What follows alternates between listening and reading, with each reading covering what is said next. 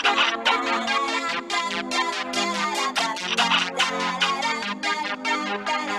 all, and welcome to episode 6 of the Unseen Strands Podcast, where I, your host, Mo, am visually impaired and plan on sharing with you strands of my life.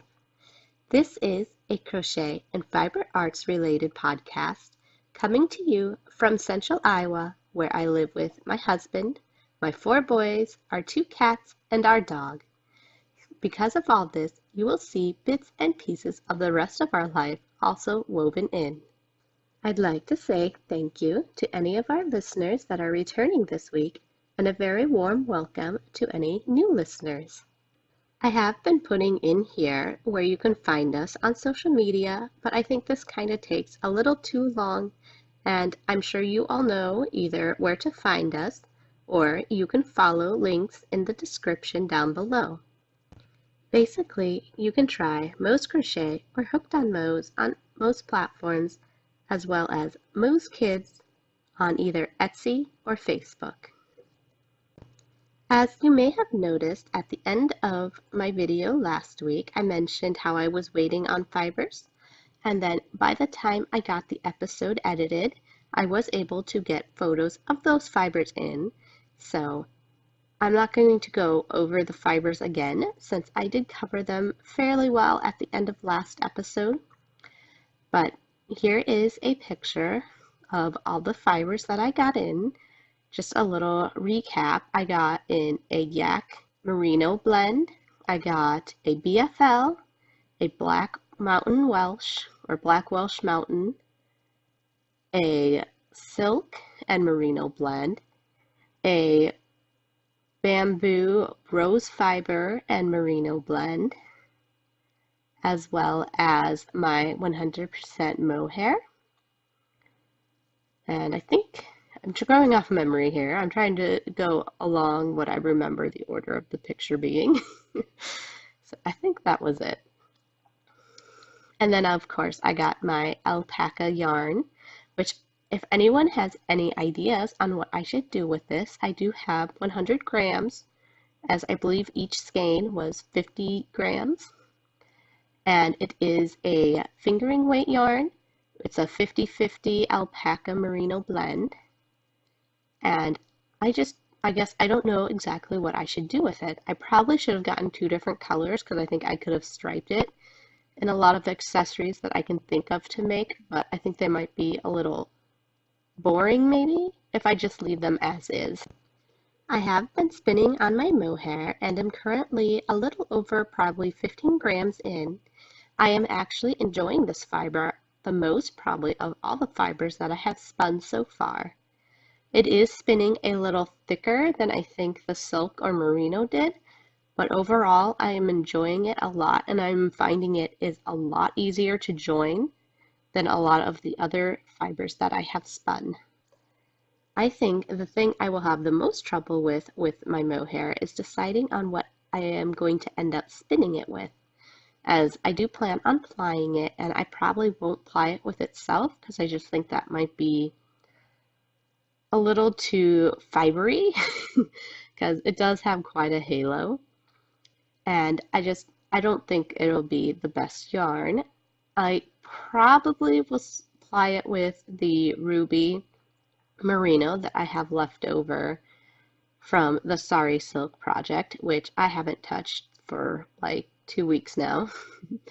So as I can always order more of that in, I think that will probably be the way that I go, but there's also that black Welsh mountain that might work really well for plying, or the BFL, which I think the red and the purple would look really nice together.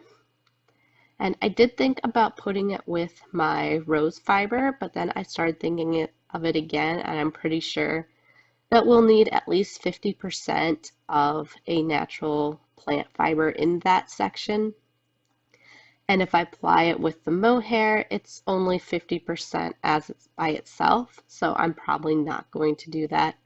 I might end up doing that with like linen or the banana fiber, since that will get me at least my 50%, if not more, of plant-based fiber. so that way I'll be covered either way. Well, life has gotten in the way once again, and even though I recorded that first part about a week ago, I haven't been able to record again until now, again on Monday. So now it is Monday, January 22nd, and I don't have a whole lot of time to record today, so I will be recording with the babies in the background. So hopefully you don't mind too much with any noises and pauses that I do need to take because they do require attention. The twins are now just finishing up breakfast, so they will require a lot of focus here coming up soon. But I just gave them some extra Cheerios, so hopefully we'll get a little bit done here. Anyways, back to my whips. I actually have completed my first honey blossom shawl, so we'll get to that in finished objects. But I have started a second one. This one I am doing in the Eversoft line of yarn. I believe that's by Premier, but I can't remember exactly. And I am doing it with gray and the ocean colors, which there's a light, medium, and dark. And I do plan on giving this one to my mom. And since this is a worsted weight yarn versus a DK weight yarn, I am currently working this one up in an H hook, and I think it'll work out fine. I'm trying to decide on which number of rows before switching out colors since this isn't self-patterning. So I do need to decide on how I'm switching out or how many rows I'm working up. I think I'm going to do up to 2 cluster rows. So the first one did have 3 cluster rows and 10 rows, and then the next ones will only have 8 rows. But I think that'll work out okay. We'll just have to see if it starts to grow too large too quickly, but I don't think it's really growing a whole lot faster length or depth-wise, because it is growing lengthwise, so it might actually end up with longer arms than my honey blossom shawl that I made first. I also did start working on a hat for myself out of what is left over of my blueberry cheesecake cake of, is it blueberry cheesecake or blueberry muffin? I think it's blueberry cheesecake of the Karen cakes. And I actually probably would be done with this by now, except for I had set it down in the chair next to the cat. And after putting boys down for nap and coming back to work on it some more, I found it sprawled all over the living room. And now my hook has gone missing. So I've kind of put it aside for a moment. It is just an eye hook, and I do have another eye hook, but it's one of my more special eye hooks that I lost that I like to work with. So I might just end up sometime this week going ahead and pulling out one of my other eye hooks and finishing it off. But I kind of wanted to leave myself time to find it, but we've cleaned up the living room a little bit over the weekend and I still didn't find it. So I might just go ahead and work it up with a regular aluminum eye hook instead of what I have been using, at least for my eye hook, is I got on clearance when our Joann's in the town I used to live in, or I guess next to the town that I used to live in. They were remodeling, and so a lot of their craft stuff went on clearance just so they could clear it out and make room for new stuff. And even though I didn't need a light up hook, they were like $1 for these nice light up. They have a plastic edge or acrylic based hook with a more ergonomic, Leo, quiet please, with a more, shaped handle. And I like those better. I did have a G and an I, but my G hook broke while doing my scrubbers, so I've just got the I hook left now. And actually the twins, or somebody, it might have actually been the cat, I had it up by my computer desk, and the other day I found it next to the heating vent under something else, and the little battery door compartment was busted off and it was stuck into the carpet. So I don't know if one of the twins pried that little battery case off because they weren't super tight on there.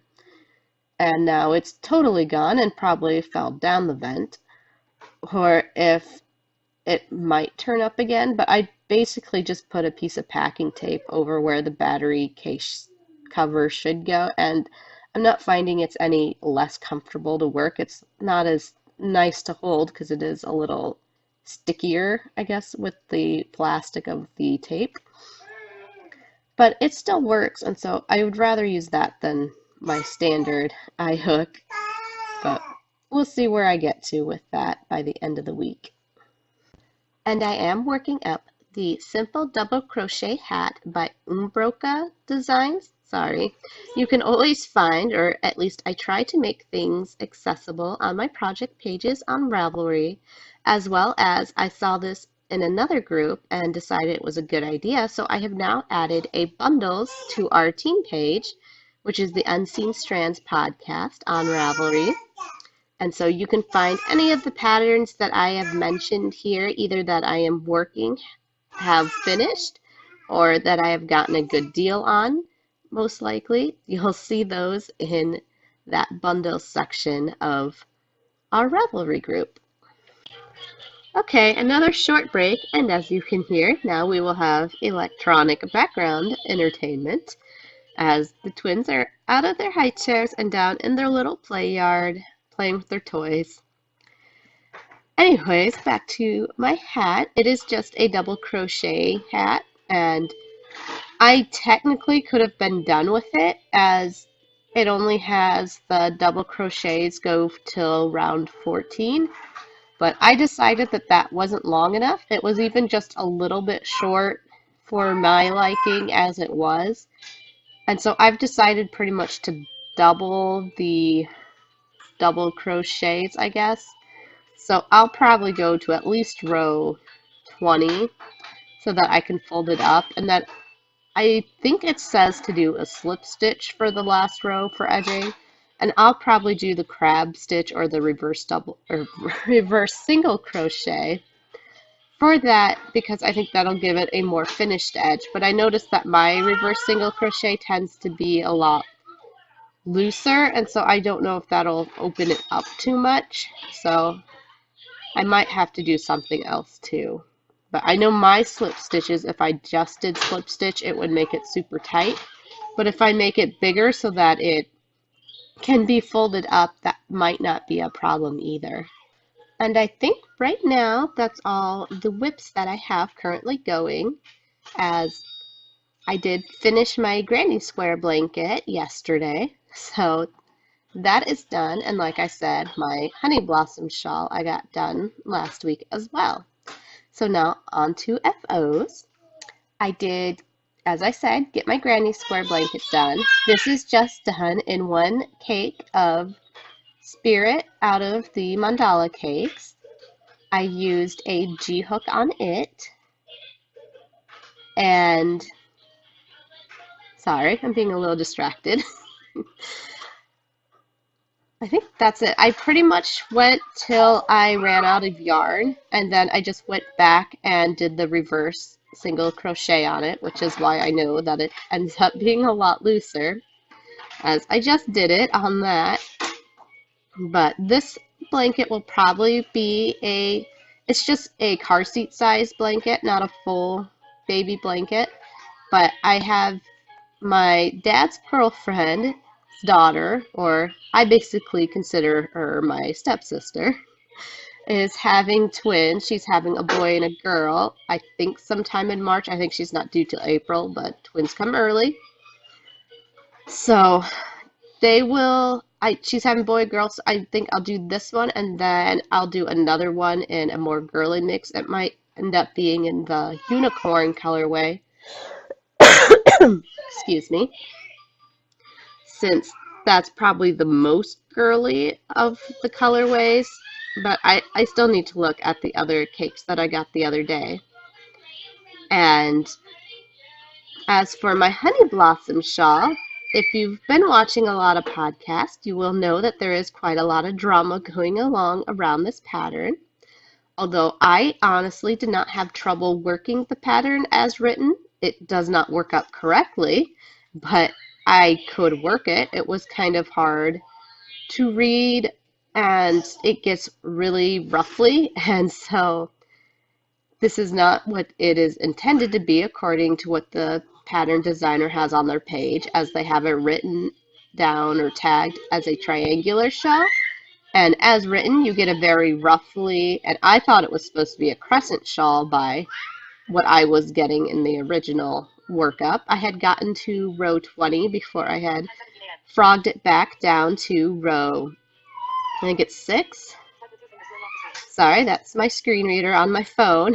Usually I edit that out, but since I have the twins in the background, I don't want to do a lot of heavy editing on this. But yeah, I had gotten down up to row 20 and then had gone back to row 6. And then I had got up a couple rows and asked a question about what other people were doing with a stitch in the pattern. And the wisdom of the thread said to skip that stitch. And so I went back those 2 rows and redid it. And I honestly thought after that it was a piece of cake pattern. I know that's not what others have found with it. I don't know if that's a feel your crochet versus look at your crochet issue or not, or if it's just the fact that I've had more experience with doing lace, as I have made a crochet thread tablecloth, and I've done doilies, and I've done a lot of snowflakes.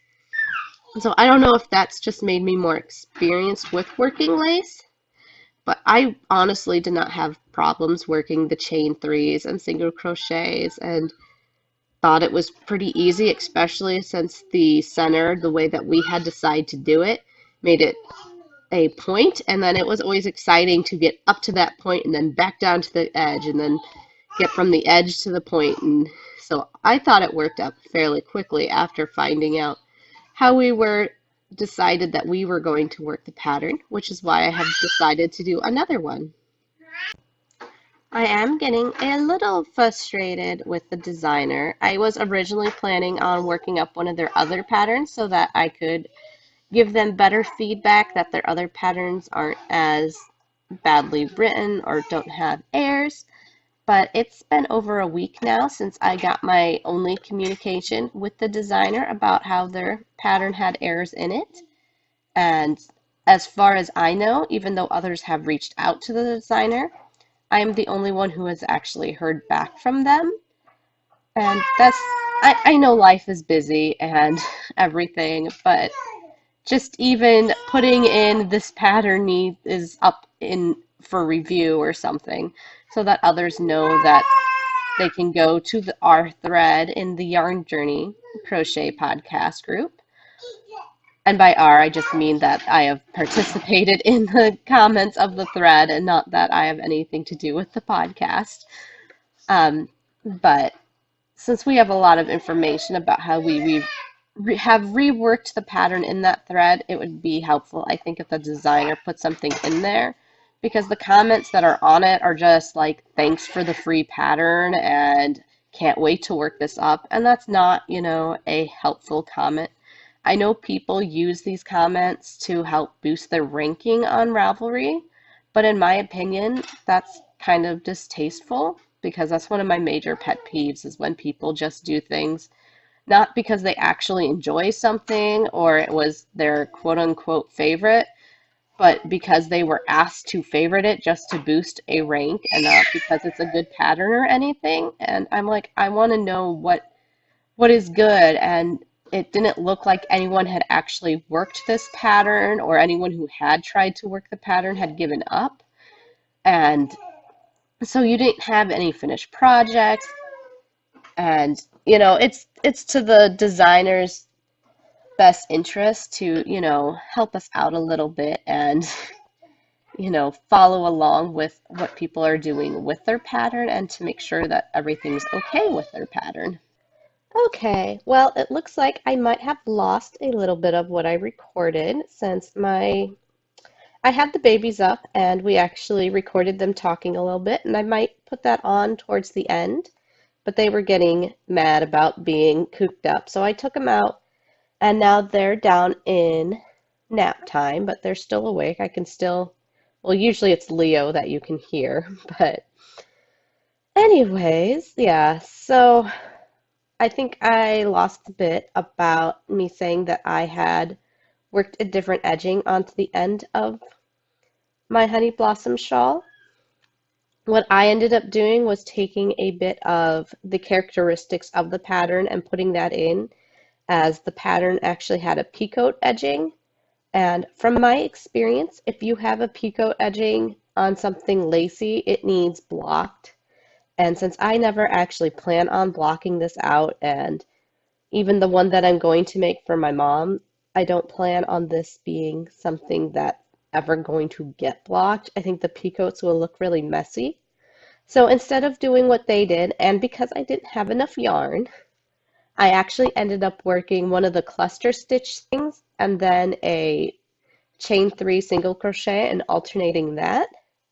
And I think it made a pretty nice border. It's not overly complicated. It's pretty simple, but it also doesn't really detract from the pattern either. I had thought about going around the flat edge of the pattern also with the chain 3 single crochet, but since I was running low on yarn, I decided not to do that. And the fact that the edges, the color changes and stuff isn't consistent with the color that I was working with, so I thought that might look kind of weird. But that's just kind of some little things you can think about if you decide to make your own, little ways that you can customize it and make it your own. Other things that I have finished in the recent past is I did make a couple dish scrubbers for an Etsy order. If you are somebody who tends to buy things on Etsy, I just want to make you aware that over the weekend we did have a shipping rate increase.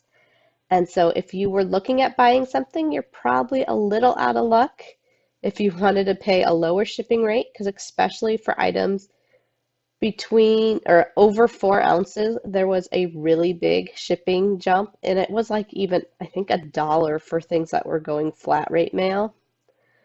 So yeah, we had some really big shipping increases. So shipping rates have gone up, and you'll be lucky if you found a seller that didn't increase theirs. I need to check and see if I saved the changes in the boys shop, because I know I went in and looked one day, but I can't remember if I saved that.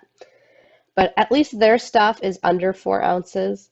So they did get a sale last night, and I'll probably have to go in. I should be able to see from that order if their shipping rate did get increased or not. I tend to use the not the calculated, but the fixed shipping rate on a lot of things, because the calculated doesn't give you with another item pricing. And I really like the with another item, as we have to pay transaction fees on that first transaction, thing, but we don't have to pay that fee for any additional item added. So if you're ordering 6 items, there'll be the relist fee of like $1, but we will only have that original 35-cent or whatever it is. I don't even really know what the fees are anymore because I haven't messed with them recently.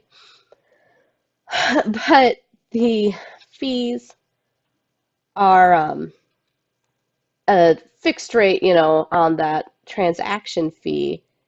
And so when you're doing a calculated shipping, you have to put in that transaction fee into the original item processing fee, but then you don't need that money for each item after that, but you have to have it. So it gets kind of messy still to use the calculated shipping, at least in my opinion. And I really wish Etsy would just add in that little with another item like they have on their fixed shipping item cost. Sorry for that little rant there. That was one of the reasons that I never finished recording last week, is of course I had to figure out where to find the shipping rates, and I had to find time to actually fix them. And a lot of times when I found time to fix them, the tool was down and being worked on by Etsy. So that was just kind of a frustration of last week. But other than that, that's pretty much all I finished. And then we can move on to things that I have added to the stash. And I did a bad last week. And if you follow along in our chatter thread, you will see that I have purchased a bunch of mandala cakes. At least I think I mentioned it in there. I know I mentioned it on another thread in a different podcast group that is counting your stash or your intake and your outtake. So, um, yeah, we went to a Walmart that is in the part of the metro that we don't usually go to because we live on the west side and this Walmart is on the east side. And when we went there, they had a bunch of the older mandala cakes on sale for $3. And my husband pretty much said, honey, your yarn's on sale. I'm going to leave you with the kids and I'm going to go do this survey because we have a survey app and we had an in-store opportunity. So he went and did that and just like, here's Jeremy, help mommy, and pick yarn up. So I pretty much got a cake of each colorway that they had. The only colorway I know that I didn't get was gnome, and that was just because they didn't have any, because I tried. I tried very hard to find the gnome, but they did not have one, at least on that end cap. And we actually ended up with one of the new colorways, which was not on sale, but of course they're not individually marked, and so we didn't know this until we went to check out, because of course I'm thinking there's a lot of those colorways that I just didn't know existed, so I just figured it was one that I didn't know of. And in fact, it is that my son wanted the most. So I'm like, well, that kind of makes it so we have to have this colorway after the fact, because I got home and I asked my husband to look at the receipt to see how much it was because the colorway wasn't even in Ravelry yet. So, because I did actually go and add those to my stash because I do think it's helpful to kind of keep track of things if I do add them to my stash. And the easiest time to add them into that list is when I first bring them home. And for once, Jeremy was being very cooperative.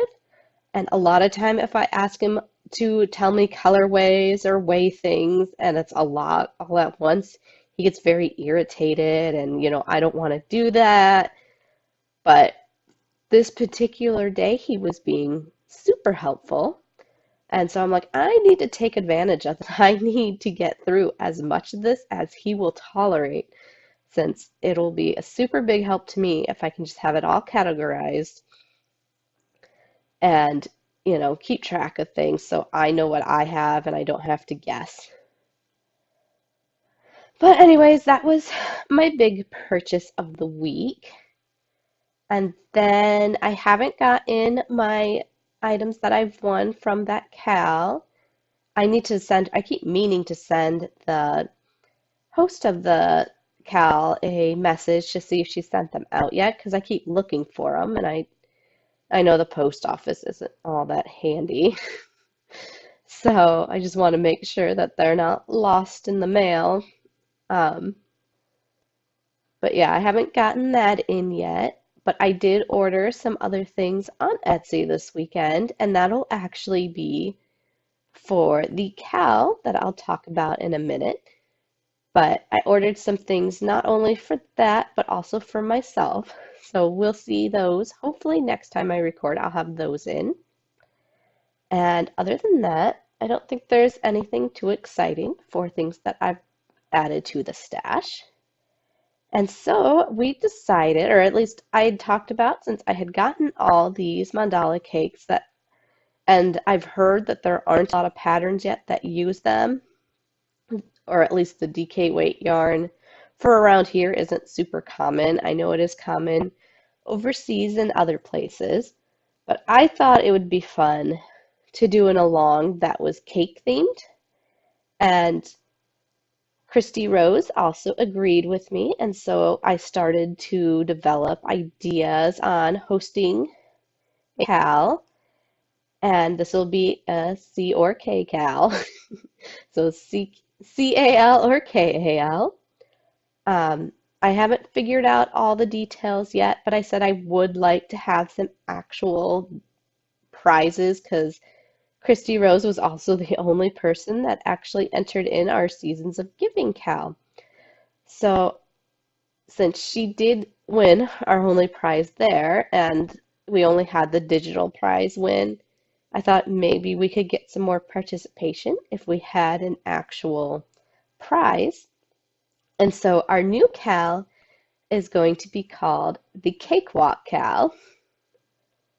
And of course, this is going to be themed around using cakes of yarn.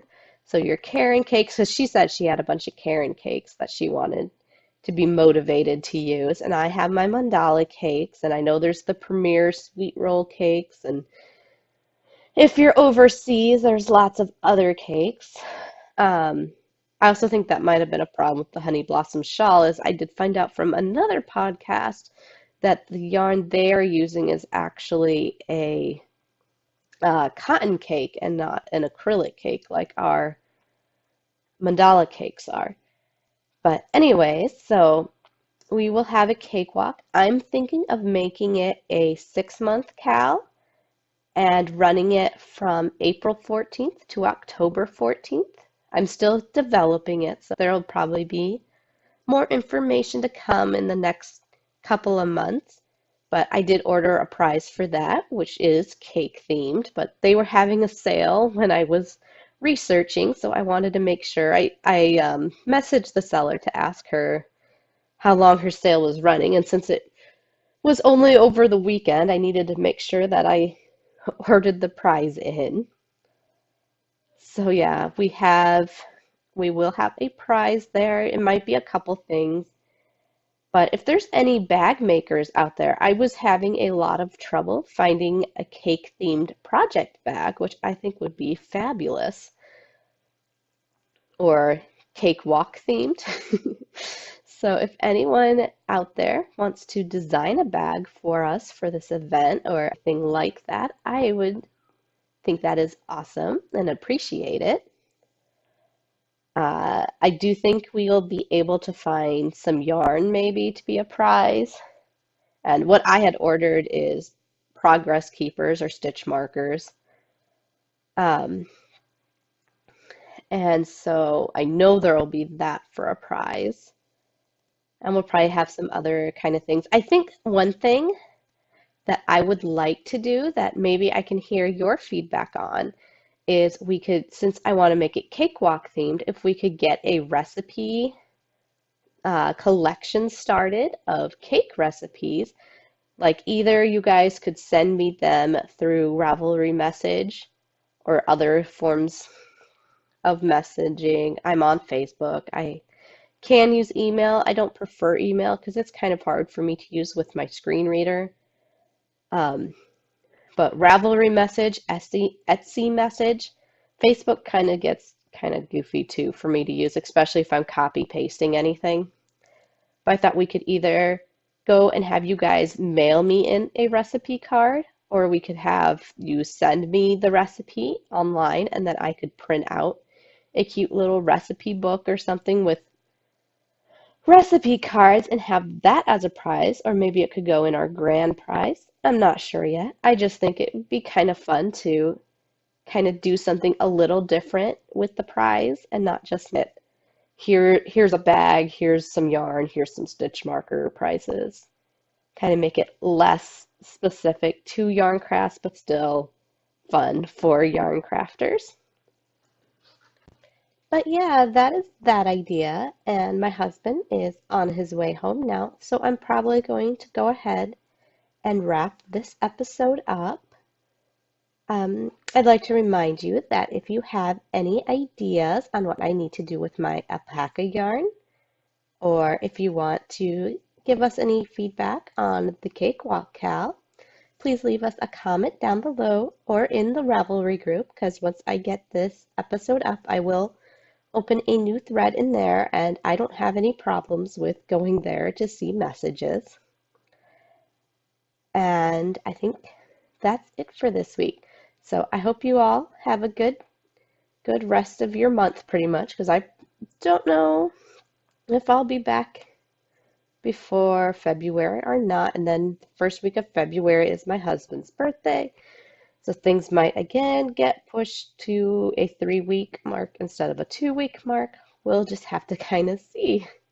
But anyways, if you liked this episode, I hope you hook the like button and subscribe. Okay, Zane, you want to talk?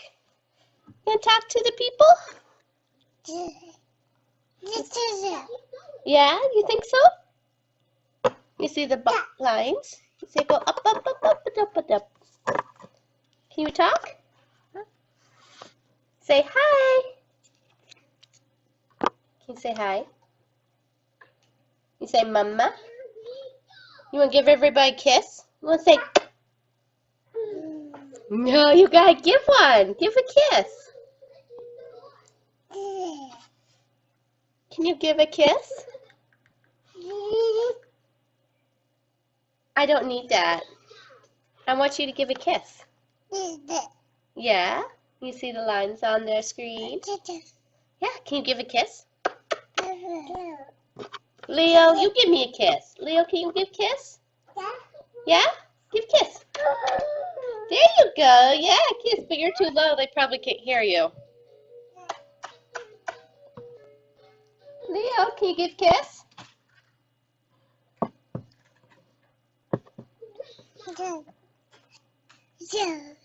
Hi, Leo. You want to talk to us? You want to talk? You want to talk? Yeah. You give kisses. You give good kisses, don't you? Leo, can you give a kiss? Yeah, you give good kisses. You want to give a kiss? You want to give everybody kisses? Yeah, you want to watch the screen too. You guys aren't so into giving kisses when there's a screen to watch. Yes, is that funny?